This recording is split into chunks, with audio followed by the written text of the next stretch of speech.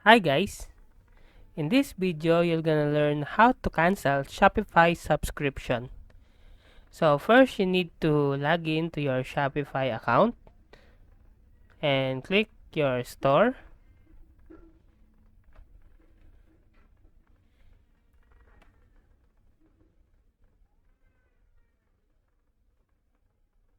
Then after that, go to your profile at the upper right corner and click Manage Account.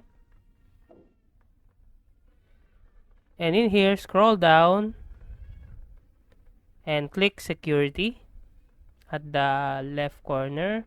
Then scroll down again and log out to any devices to your Shopify. Then turn off authentication method and delete all your secondary email. Now, go back and click settings, and in here click billing.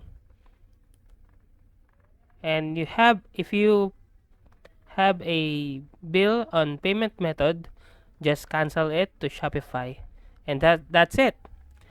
That's how to cancel Shopify subscription. If you like this video, please click the subscribe button and click the bell icon to notify you to our next tutorial.